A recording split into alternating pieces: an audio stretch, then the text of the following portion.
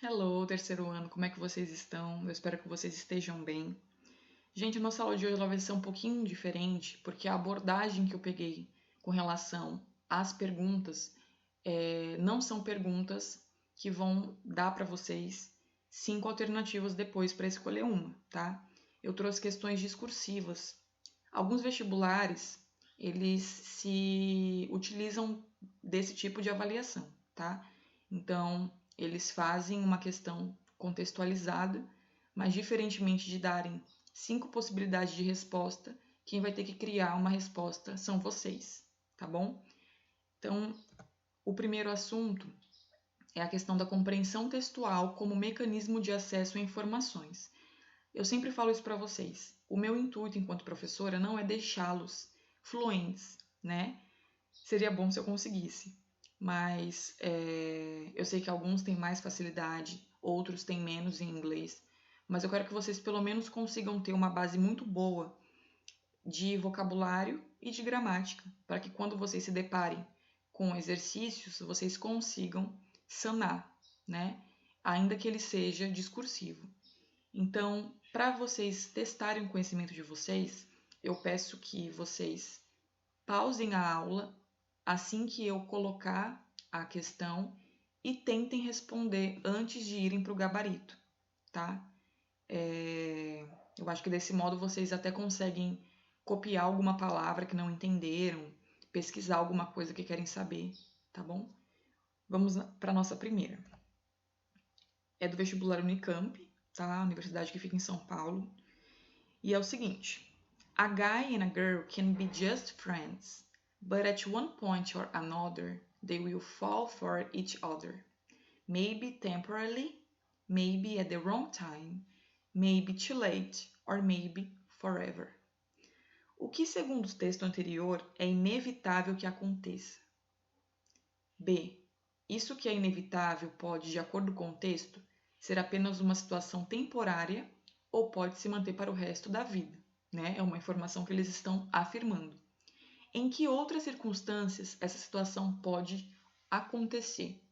Se a gente volta para a imagem e para o texto, a gente logo de cara consegue traduzir 3 palavras, porque são palavras que vocês acabam escutando muito.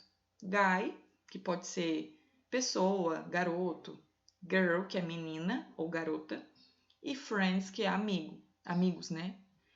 Então, assim, por mais que vocês não consigam entender o que vem depois daí, é meio autoexplicativo a questão da própria imagem e a questão dessas 3 palavras, que são palavras que desde muito pequenos vocês começam a ter contato, certo?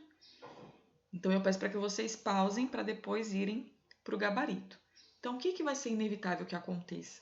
A palavra fall, que aparece aqui na segunda linha, they will fall, ela pode ter mais de um significado, tá? E ela pode ser utilizada sozinha, como ela está sendo aqui, ou utilizada com uma outra palavra que eu acho que foi de propósito, que o examinador tirou. Fall é cair, tá? O verbo cair. Mas ele também pode ser utilizado como se apaixonar. E aí a palavra que podia vir depois do fall era o in love. Fall in love, se apaixonar. É claro que se colocassem um in love ficaria muito mais fácil para vocês que estão respondendo chegarem na resposta, certo? Então, o que segundo o texto, é inevitável que aconteça? Vamos ver. A. É inevitável que um rapaz e uma garota que sejam amigos acabem por se apaixonar. To fall for each other. E B. Essa situação pode acontecer no momento errado ou tarde demais. E eles colocam também a questão do que está sendo escrito, né, para confirmar a resposta. Maybe at the wrong time, wrong é errado. Maybe too late, late é tarde, certo? Próximos, também da Unicamp, né? O vestibular que vocês até então eram 2 fases. A primeira a fase toda objetiva, questões objetivas de alternativa, e quem passasse para a segunda fase fazia as dissertativas. 1. Teenagers tired of being harassed by your parents. Act now. Move out, get a job, pay your one way, while you still know everything. E number 2, I got a new surfboard for my wife. Best trade I ever made. A. Cite os conselhos irônicos que o primeiro pôster dá aos adolescentes que se sentem incomodados pelos pais, tá? Harassed é no sentido de estar incomodado, de não estar gostando da forma que está sendo tratado, certo? Então, eles dão aí vários conselhos que os adolescentes devem fazer para não se sentirem tão incomodados.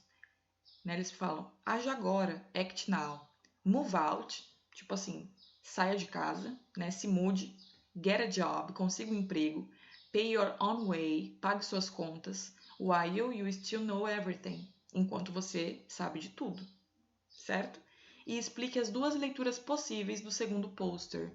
Fala que fez o quê? Que comprou, né? Que deu uma prancha de surf para a esposa. Então, best trade I ever made. Vamos ver qual é o sentido. Os conselhos são: saiam de casa, arrumem um emprego, pague suas próprias contas enquanto vocês ainda sabem de tudo. E a gente fala que tem duplo sentido, né? Quando tem mais de um sentido que possa ser lido. A primeira leitura é: eu comprei uma prancha de surf para minha mulher, foi o melhor negócio que eu já fiz. Eu troquei minha mulher por uma prancha de surf nova, foi o melhor negócio que eu já fiz, certo? Best trade aí no caso pode ser o melhor negócio ou a melhor troca, tá bom? Aqui a gente já vai utilizar o mecanismo de acesso a tecnologias, né? Vocês podem perceber que não só em inglês, mas de um modo geral, o Enem e outros vestibulares, né, outros exames, eles querem muito focar na questão da tecnologia. Por quê? Não tem mais como simplesmente a gente ignorar a tecnologia.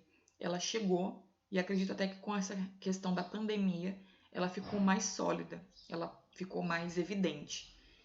Então, a questão que vai aparecer aqui, ela já vai estar relacionada a um vocabulário pertencente à tecnologia.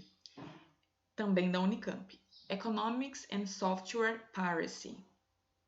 If software were less expensive, would people pirate less?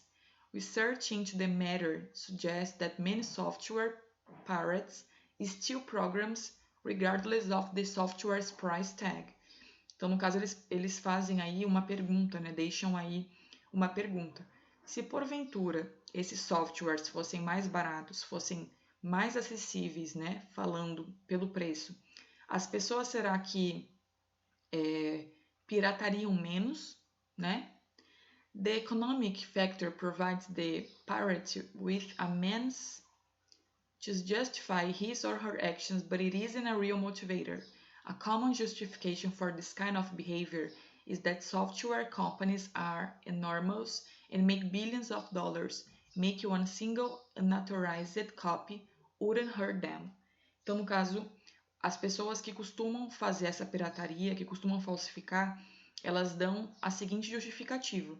As companhias que normalmente produzem esses softwares, elas são bilionárias e não vai fazer mal, né? Não vai machucá-las caso sejam feitas essas cópias não autorizadas. Segundo o texto, o que o resultado da pesquisa relacionada à pirataria de software sugere? B. Por que, de acordo com o texto, as pessoas acham que é moralmente justificável piratear programas de computador produzidos por grandes empresas? Esse aí eu já dei o spoiler, acabei falando um pouquinho, tá bom? Vamos para o gabarito. Letra A. O resultado da pesquisa sugere que muitas pessoas vão piratear programas de computador independentemente do seu custo. E B. Como as empresas desenvolvedoras de software têm muito lucro, as pessoas acham que uma única cópia não prejudica essas empresas, tá? De acordo com o texto. Mais uma questão que engloba tecnologia, né? Uma tela de celular dizendo aí várias coisas que podem ser feitas. Então, vou ler algumas. Plays 3D movies, washes your car, 3D video camera, cures flu, gripe, tá bom? gives flu to your ex, passar gripe pro seu ex ou sua ex, makes broccoli taste like chocolate, fazer com que brócoli pareça no gosto como chocolate, dentre outras coisas, tá? É claro que tudo muito irônico, porque a gente sabe que algumas ações podem acontecer, outras não. Qual é, ironicamente, a desvantagem do telefone celular que aparece no cartoon? O que ele seria capaz de controlar? E B, o que esse celular te permitiria se seu usuário fizesse com relação ao tempo, né? Então, aqui no caso, quem tivesse mais dificuldade para responder na questão de traduzir palavras, ia ter problemas na hora de responder, certo? Porque algumas palavras são já bastante conhecidas por vocês, outras acredito que não. Então, daí a importância de ir treinando enquanto há tempo. Letra A. A maior desvantagem do telefone, retratado no cartoon, é a de não poder realizar chamadas telefônicas. Apesar disso, o telefone tem inúmeras funções, sendo capaz, por exemplo, de controlar o mercado de ações. Então, é irônico porque um telefone, normalmente, a função principal é comunicação, falar com alguém. E nele, como vocês podem ver, realmente não tem, né? Tem até o asterisco aqui embaixo, does not contain a phone. Não contém um fone, um telefone, né? Ele faz várias outras atividades, mas não faz ligação. E a B, o usuário poderia fazer viagens no tempo, prever o futuro e mudar o passado, que no caso permitiria, a pergunta é o que ela permitiria com relação ao tempo. Então, permitiria fazer viagens no tempo. 7. Aula 7. A compreensão textual como mecanismo de acesso a culturas, né? Uma outra forma deles abordarem várias gramáticas é falando sobre culturas diversas, né? Inclusive, durante nossas aulas ainda presenciais, nós resolvemos um exercício que falava sobre a Arábia Saudita, como que era a questão do cumprimento na Arábia, como é que a gente tinha que chegar, chegando numa reunião, por exemplo, no encontro lá, como a gente deveria se portar, porque não é da forma que acontece aqui. Então, a questão de cultura, de tentar abranger a cultura de diversos locais em perguntas de Enem e de outros vestibulares, ela também ocorre, tá? O texto a seguir, ele reproduz uma fala de Ellen Orford, uma personagem da ópera Peter Grimes, escrita pelo britânico Benjamin Britten, tá? Leia-o e responda à questão. When first I started teaching, the life at school to me seemed bleak and empty, but soon I found a way of knowing children, found the woes of little people, hurt more, but are more simple. Qual é a profissão de Ellen e quais foram as primeiras impressões que teve de seu trabalho? Então, vocês acabam respondendo pelas palavras bleak and empty, que aparecem na segunda linha. O que a personagem descobriu sobre os desgostos, as mágoas das crianças? Ela fala, but soon I found a way of knowing children, que logo ela encontrou um jeito de conhecer crianças. Found the woes of little people. Woes. Essa palavra vai ajudá-los a responder a B. Se vocês não sabem o que é, deem um pause na aula, que está aparecendo aí na quarta linha, e procurem o que significa, certo? Então vamos para o gabarito. Ellen é uma professora que considerava seu trabalho sombrio e vazio, ou seja, a princípio ela não gostava. E a B, o que ela descobriu com relação a crianças, né? Ellen acabou por descobrir que as crianças sofrem com problemas mais simples, aos quais dão uma importância maior do que na realidade eles têm, certo? Bom, gente, a aula de hoje fica por aqui. Eu espero que vocês tenham entendido. Qualquer coisa, anotem as dúvidas e me perguntem no próximo plantão, ok? Também aceito sugestões sobre os assuntos que vocês têm mais dificuldade, o que vocês querem que eu faça aqui nas nossas aulas, certo? Eu vou ficando por aqui. Bye, bye. Se cuidem.